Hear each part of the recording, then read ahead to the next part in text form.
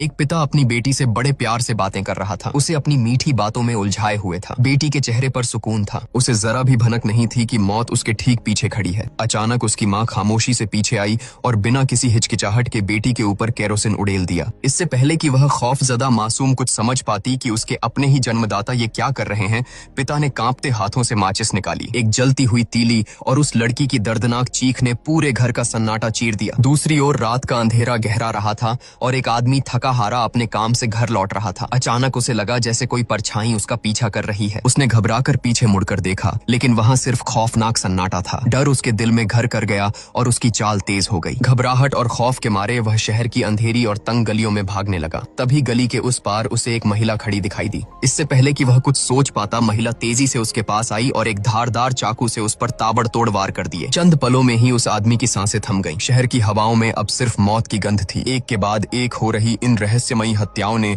पूरे शहर में दहशत फैला दी थी। पुलिस दिन रात एक साइको किलर की तलाश में खाक छान रही थी, लेकिन उनके हाथ पूरी तरह खाली थे। कातिल इतना शातिर था कि उसने कोई सुराग नहीं छोड़ा था। सबसे उलझाने वाली बात यह थी कि मरने वालों का आपस में कोई कनेक्शन नहीं था। हर कत्ल एक अनसुलझी पहेली था। इसी खौफनाक माहौल के बीच एक लड़की आधी रात को अचानक अपने बिस्तर से उठती है। वह खामोशी से चलकर आईने के सामने खड़ी हो जाती है। उसकी आंखों में एक अजीब सी शून्यता है। वह काफी देर तक बिना पलक झपकाए खुद को निहारती रहती है और फिर उसी रहस्यमयी खामोशी के साथ वापस जाकर सो जाती है। उसका यह अजीब और सुन्न कर देने वाला बर्ताव किसी गहरे और खौफनाक राज की तरफ इशारा कर रहा था। इधर रात की ड्यूटी खत्म करके दो पुलिस वाले अपनी बाइक से घर लौट रहे थे। सुनसान सड़क पर उन्हें भी वही खौफ महसूस हुआ, जैसे कोई साये की तरह उनका पीछा कर रहा हो। लेकिन पीछे मुड़ने पर सड़क वीरान ही मिली। शक दूर करने के लिए वे एक सुनसान जगह पर रुके। तभी उनकी नजर एक छोटे बच्चे पर पड़ी जो अंधेरे में अपने हाथों में कुछ छिपाए खड़ा था। जैसे ही एक पुलिस वाला उसके पास पहुंचा, उस मासूम दिखने वाले बच्चे ने अचानक उस पर जानलेवा हमला कर दिया। अपने साथी को बचाने के लिए दूसरा पुलिस वाला तुरंत बाइक से कूदा,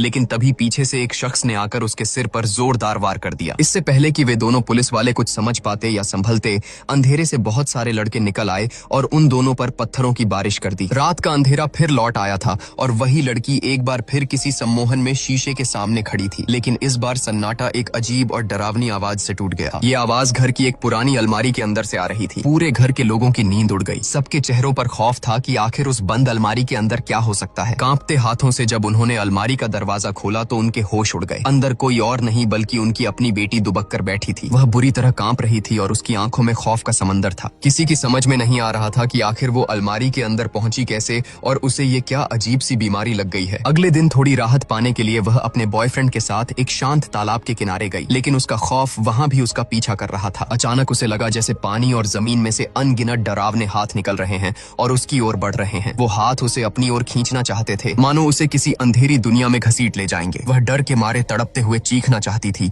लेकिन खौफ के मारे उसकी आवाज हलक में ही घुट कर रह गई। उसका बॉयफ्रेंड इस बात से बेखबर था कि गौरी के दिमाग में कैसा खौफनाक मंजर चल रहा है। हर ढलती रात के साथ लड़की का यह पागलपन बढ़ता जा रहा था। उसका दिमाग हकीकत और भ्रम के बीच का फर्क भूलता जा रहा था। बेटी की इस बिगड़ती हालत से परेशान होकर पिता उसे एक डॉक्टर के पास ले गए, लेकिन वहां का नजारा ही कुछ और था। पिता अपने दर्द और बेटी की अजीबोगरीब हरकतों के बारे में मिन्नतें कर रहा था, लेकिन उस डॉक्टर का ध्यान मरीज पर था ही नहीं। वह एक नंबर का अय्याश और ठरकी इंसान था, जिसकी नजरें सिर्फ वहां खड़ी नर्स पर टिकी थी। नर्स भी उसे अजीबोगरीब इशारे कर रही थी और डॉक्टर पिता की बातों को पूरी तरह अनसुना कर रहा था। निराश पिता गौरी को लेकर वापस घर लौट रहा था। रास्ते में गौरी की नजर एक खौफनाक अघोरी पर पड़ी जो अजीब सी अवस्था में खुद को कोड़े मार रहा था। जब गोरी उसके पास से गुजरी तो उस अघोरी ने अचानक एक जोरदार कोड़ा गोरी को भी दे मारा। उस कोड़े की मार से गोरी का दिमाग सुन्न हो गया, जैसे उसकी पूरी दुनिया ही पलट गई हो। वह पागलों की तरह छटपटाने लगी। तभी अचानक पिता ने उसे जोर से झकझोर कर जगाया। गोरी ने आंखें फाड़ कर देखा।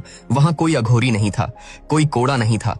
वह सब कुछ सिर्फ उसके दिमाग का एक खौफनाक भ्रम था। उसका अपना ही दिमाग अब उसका सबसे बड़ा दुश्मन बन चुका था। गोरी की बिगड़ती मानसिक हालत को देखते हुए अगले दिन उसे दोबारा उसी अस्पताल ले जाया गया। गोरी चुपचाप बैठी थी, लेकिन तभी उसकी नजर उसी नर्स पर पड़ी। गोरी के चेहरे पर एक बेहद अजीब, ठंडी और खौफनाक मुस्कान तैर गई। उसकी वो घूरती हुई नजर इतनी भयानक थी कि नर्स अंदर तक सिहर उठी। असहज महसूस करते हुए नर्स घबराकर वहां से बाहर की तरफ भागी, लेकिन दरवाजे से निकलते ही वह उसी डॉक्टर से टकरा गई। डरने या माफी मांगने की बजाय वो दोनों एक दूसरे को देखकर अचानक अजीब तरीके से हंसने लगे, जैसे किसी गंदी साजिश का हिस्सा हो। अस्पताल के कमरे में एक अजीब सा तनाव था। जैसे ही डॉक्टर गौरी को सुई लगाने के लिए आगे बढ़ा, गौरी ने अचानक उसका हाथ कसकर पकड़ लिया। उसकी आंखों में एक अजीब सी खूंखार चमक थी। वह फुफकारते हुए बोली कि मैं तेरी वो नर्स नहीं हूँ कि जहाँ चाहे जो चाहे घुसेड़ देगा। इससे पहले कि डॉक्टर कुछ समझ पाता, गौरी ने जोर जोर से चीखना शुरू कर दिया, मानो डॉक्टर उसके साथ कोई गंदी हरकत कर रहा हो। गौरी की चीखें सुनकर उसके पिता बदहवास अंदर दौड़ पड़े। गौरी ने रोने का नाटक करते हुए झूठ बोला कि यह मुझे गलत तरीके से छू रहा था। बेटी के आंसू देख पिता का खून खौल उठा और उन्होंने बिना कुछ सोचे समझे उस अय्याश डॉक्टर की जमकर धुनाई कर दी। अब तक गौरी पूरी तरह किसी और ही खौफनाक शख्सियत में तब्दील हो चुकी थी। घर पहुंचते ही उसका बर्ताव किसी क्रूर मालकिन जैसा हो गया। वह अपनी माँ का नाम लेकर हिकारत से बोली कि चल मेरे लिए जल्दी से चाय लेकर आ। लड़की की दादी और माँ यह देखकर सन्न रह गईं। तभी पिता वहां आ पहुंचे, लेकिन गौरी बेखौफ उनके सामने ही अपनी माँ को भद्दी गालियां देने लगी। हालात बेकाबू होते देख पिता ने उसे जोर से झकझोरा। इस झटके से गौरी अचानक कांप उठी। उसकी आंखों की वह शैतानी चमक पल भर में गायब हो गई और उसकी जगह खौफ ने ले ली। दरअसल उस मासूम लड़की को खुद भी नहीं पता था कि उसके जिस्म और दिमाग पर किस खौफनाक साये का कब्जा हो रहा है। परेशान पिता अपने एक करीबी दोस्त के पास गया और उसे गौरी की खौफनाक हरकतों के बारे में बताया। दोस्त शंका जताने लगा कि कहीं इस पर किसी भूत प्रेत या ऊपरी साये का चक्कर तो नहीं। तभी अचानक वहां गौरी आधम की। उसकी नजरें उस अंकल को चीर रही थीं। वह नफरत से चीखते हुए बोली कि मुझे सब पता है ठरकी बुड्ढे, हर रोज मुझे ही घूरता रहता है, बंद आंखों से मेरे ही गंदे सपने देखता है, तेरी सारी असलियत जानती हूँ मैं। पिता यह सुनकर सन्न रह गए और उसे रोकने की कोशिश की, लेकिन गौरी के अंदर जैसे कोई आसुरी ताकत आ गई थी। वह उस बूढ़े पर झपट पड़ी और उसे बुरी तरह पीटने लगी। वह अंकल किसी तरह जान बचाकर वहां से भाग खड़ा हुआ। इस खौफनाक घटना के बाद हार मानकर गौरी के मम्मी पापा उसे एक तांत्रिक के पास ले गए, लेकिन तांत्रिक के पास पहुंचते ही हालात और बिगड़ गए। तांत्रिक ने बिना कुछ देखे सुने इलाज के नाम पर गौरी को चप्पलों से पीटना शुरू कर दिया। अपनी बेटी को इस तरह पिटता देख पिता का सब्र टूट गया। उन्होंने तांत्रिक को रोका, लेकिन जब वह ढोंगी नहीं माना तो पिता उसे गालियां देते हुए गौरी को वहां से वापस ले आए। दूसरी तरफ गौरी के हाथों बेइज्जत होने के बाद वह खौफजदा बूढ़ा आदमी शहर छोड़कर अपने गांव भागने की फिराक में था। सफर के बीच उसे बार बार ऐसा महसूस हुआ जैसे पीछे से कोई फुसफुसाकर उसे पुकार रहा हो। उसने मुड़कर देखा, लेकिन पीछे की सीट खाली थी। तभी एक ठंडी खौफनाक आवाज उसके कानों में गूंजी, बुढ़े तुझे क्या लगा, चुपके से गाँव निकल लेगा तो बच जाएगा। खौफ के मारे बूढ़े की रूह कांप गई। उसने चीख कर ड्राइवर से बस रोकने को कहा, लेकिन तभी बस में एक भयानक सन्नाटा छा गया। बस में बैठे सारे पैसेंजर एक साथ अपनी गर्दन घुमाकर अपनी खौफनाक घूरती हुई सुन्न आंखों से उस बूढ़े को देखने लगे। बिना कुछ बोले किसी झोंबी की तरह वे धीरे धीरे उसकी तरफ बढ़ने लगे। बूढ़े की चीखें बस के उसी अंधेरे में दफन हो गईं, जब उन अनजान मुसाफिरों ने मिलकर उसे बेरहमी से मौत के घाट उतार दिया। घर का माहौल अब पूरी तरह से दहशत में बदल चुका था। इस रहस्यमयी और जानलेवा स्थिति को देखते हुए पिता ने एक बड़ा फैसला लिया। अपनी माँ और छोटे बेटे की जान बचाने के लिए उन्होंने तुरंत दोनों को गाँव रवाना कर दिया। उसी रात गौरी का बॉयफ्रेंड अपने घर में अकेला था और आराम से टीवी पर क्रिकेट मैच देख रहा था। अचानक पूरे घर की बत्ती गुल हो गई और घना अंधेरा छा गया। सन्नाटे में उसे अपने आसपास कुछ अजीब सी आहटें और फुसफुसाहटें सुनाई देने लगी। उसने घबराकर मोबाइल की टॉर्च जलाई। रोशनी की किरण जैसे ही सामने पड़ी, उसके होश उड़ गए। सामने सफेद कपड़ों में एक लड़की खड़ी थी जिसका चेहरा बालों से ढका था। डर के मारे उसकी चीख निकल गई थी। इस खौफनाक लुका छिपी में वह अंधाधुंध दौड़ रहा था कि तभी उसका पैर किसी भारी चीज से टकराया। वह मुंह के बल जमीन पर गिरा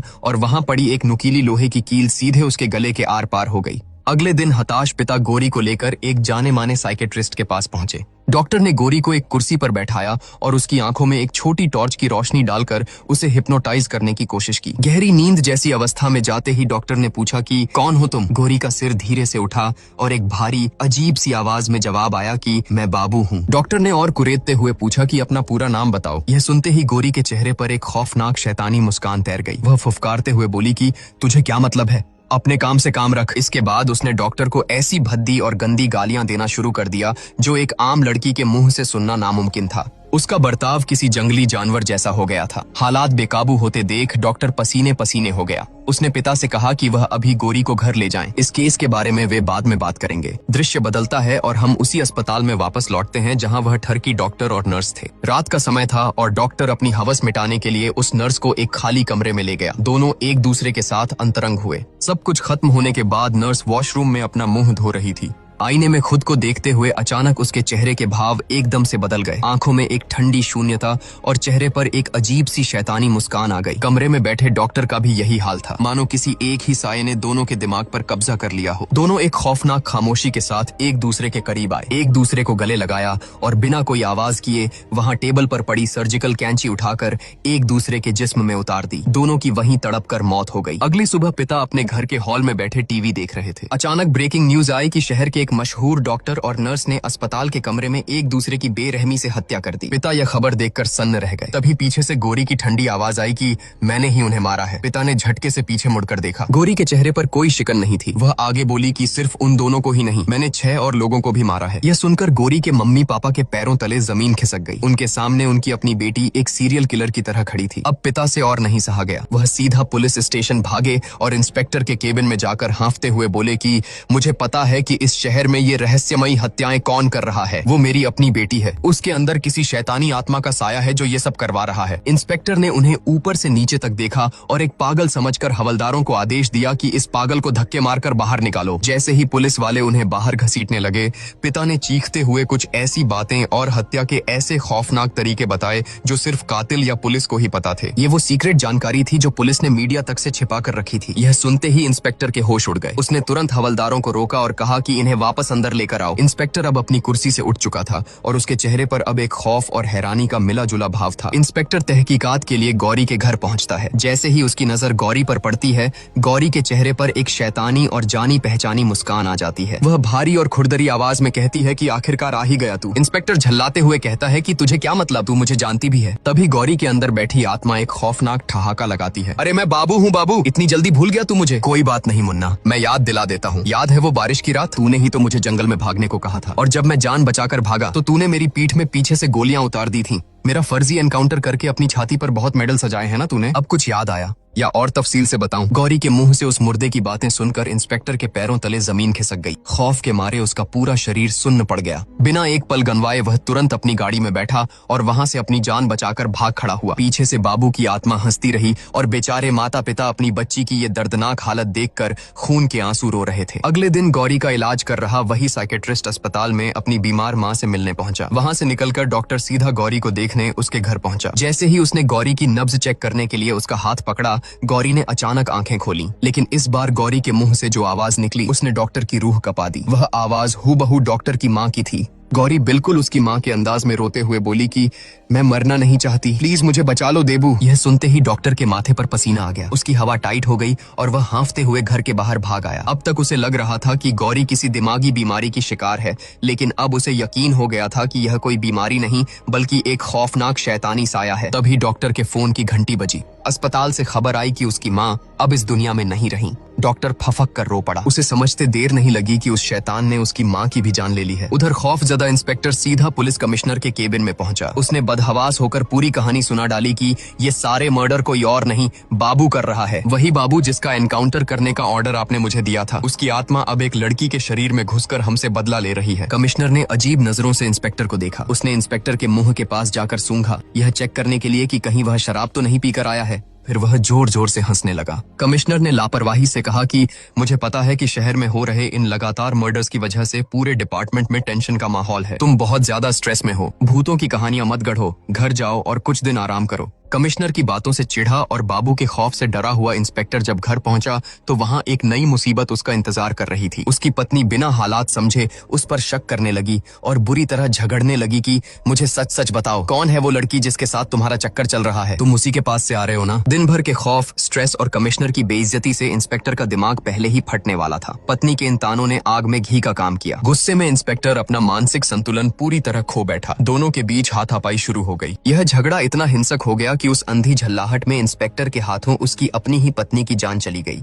अपनी ही पत्नी की बेरहमी से जान लेने के बाद किसी बेजान कठपुतली की तरह इंस्पेक्टर ने अपनी सर्विस रिवॉल्वर निकाली और धीरे धीरे अपने ही सिर पर तान दी। एक जोरदार धमाका हुआ, खून के छींटे उड़े और इंस्पेक्टर का खेल हमेशा के लिए खत्म हो गया। शहर के पुलिस कमिश्नर और वही साइकेट्रिस्ट एक शानदार स्विमिंग पूल के किनारे बैठे रिलैक्स कर रहे थे। असल में दोनों बहुत अच्छे दोस्त थे। कमिश्नर ने अपनी ड्रिंक की चुस्की लेते हुए डॉक्टर से कहा कि मेरे एक होनहार इंस्पेक्टर का दिमाग फिर गया है। तुम्हें उस उसका इलाज करना होगा। कल मेरे पास आकर भूत प्रेत की बेसिर पैर की बातें कर रहा था कि किसी बाबू नाम के साइको किलर की आत्मा एक लड़की में घुस गई है और वही शहर में सारे खून कर रही है। यह सुनते ही डॉक्टर के माथे पर पसीना आ गया। इससे पहले कि वह कुछ बोल पाता, कमिश्नर का फोन बज उठा। दूसरी तरफ से मिली खबर ने कमिश्नर के चेहरे का रंग उड़ा दिया। इंस्पेक्टर ने खुद को गोली मारकर हत्या कर ली थी। डॉक्टर अब सारी कड़ियां जोड़ चुका था। वह समझ गया कि इंस्पेक्टर उसी गौरी की बात कर रहा था जिसके अंदर एक खौफनाक साया पल रहा है। बिना कोई वक्त बर्बाद किए कमिश्नर और डॉक्टर सीधा गौरी के घर पहुंचे, लेकिन वहां जो उनके साथ हुआ उसने उनके होश उड़ा दिए। घर के अंदर बाबू की आत्मा ने अपना ऐसा खौफनाक और भयानक रूप दिखाया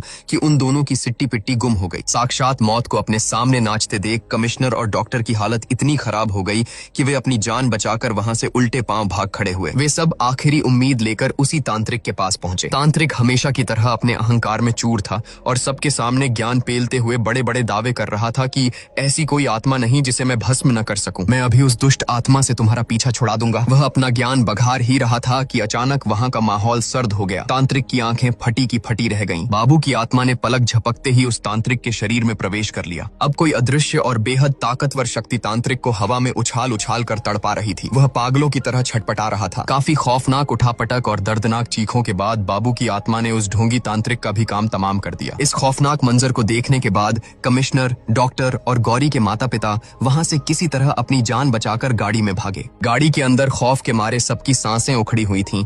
किसी को कुछ समझ नहीं आ रहा था कि अब इस शैतान को कैसे रोका जाए। तभी सन्नाटे को चीरते हुए डॉक्टर ने एक ऐसा खौफनाक सुझाव दिया जिसने गौरी के पिता को अंदर तक तोड़कर रख दिया। डॉक्टर ने भारी और कांपती आवाज में कहा कि हमें गौरी को खत्म करना होगा। इसके अलावा अब कोई रास्ता नहीं बचा है। यह सुनते ही पिता भड़क उठे। जाहिर सी बात है, दुनिया का कोई भी पिता अपनी सगी और मासूम बेटी को ऐसे ही मौत के घाट कैसे उतार सकता है। उन्होंने इस पागलपन से साफ इनकार कर दिया। लेकिन डॉक्टर ने उन्हें हकीकत का कड़वा आईना दिखाते हुए कहा कि समझने की कोशिश कीजिए। इस केस में ना अब पुलिस कुछ कर पा रही है, ना ही कोई डॉक्टर काम आ रहा है। और तो और अभी अभी आपके सामने उस तांत्रिक की जो खौफनाक मौत हुई है वो इस बात का सबूत है कि बाबू को रोकना अब इंसानों के बस की बात नहीं है। अगर वो लड़की जिंदा रही तो बाबू लाशों के ढेर लगा देगा। कमिश्नर ने गौरी के पिता के कंधे पर हाथ रखते हुए एक कड़वी सच्चाई सामने रखी कि अगर हम यह बात बाहर किसी को बताएंगे तो दुनिया हमें ही पागल कहेगी। वो साइको किलर बाबू इसी तरह एक एक करके मासूमों की जान लेता रहेगा। ना जाने और कितने घर उजड़ेंगे। कुल मिलाकर कमिश्नर और डॉक्टर उस बेबस पिता से उसकी अपनी ही बेटी का बलिदान मांग रहे थे। काफी कश्मकश और आंसुओं के बाद आखिरकार गौरी के पिता को यह खौफनाक सच्चाई समझ आ ही गई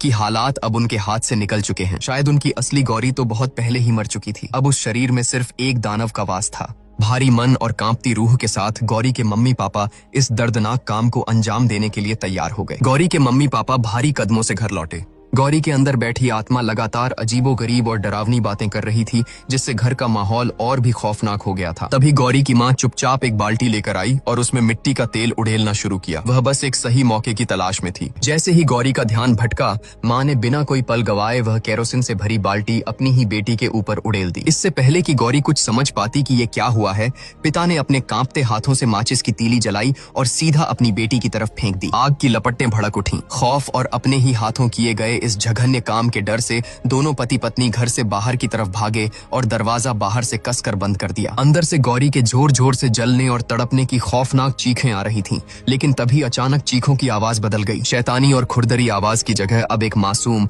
डरी हुई बच्ची की आवाज आ रही थी। यह गौरी की असली आवाज थी। पिता का दिल जैसे किसी ने मुट्ठी में भींच लिया हो। उन्हें लगा कि उन्होंने बाबू को नहीं बल्कि अपनी असली और मासूम बेटी को जिंदा जला दिया है। दर्द और भयंकर गिल्ट में पागल होकर वह वापस आग में कूदने के लिए दरवाजे की तरफ दौड़े। तभी डॉक्टर ने बीच में आकर उन्हें जोर से पकड़ लिया। उसने पिता की आंखों में आंखें डालते हुए बेहद संजीदगी से कहा कि यह आत्मा किसी की भी आवाज निकाल सकती है। याद करो, इसने मेरी माँ की आवाज में भी बात की थी। यह तुम्हें सिर्फ भटका रही है। जिस ममता, गिल्ट और हिम्मत से तुम उसे बचाने की सोच रहे हो, वही इसके जाल में फंसने का सबसे बड़ा तरीका है। डॉक्टर ने आगे समझाया कि कैसे ये अलौकिक ताकतें इंसान के डर, लालच, भावना और भ्रम से ही खेलती हैं और उन्हें कंट्रोल करती हैं। पिता बेबस होकर घुटनों के बल गिर पड़े और रोते हुए अपने घर को खाक होते हुए देखते रहे। इसी के साथ डर, शक, भ्रम और मौत से भरी इस खौफनाक कहानी का अंत होता है। एक ऐसी कहानी जिसने न सिर्फ एक हंसते खेलते परिवार को राख कर दिया, बल्कि इंसानी दिमाग की कमजोरी और खौफनाक अलौकिक ताकतों के बीच की उस भयानक लड़ाई को भी सामने ला दिया जिसमें इंसान हमेशा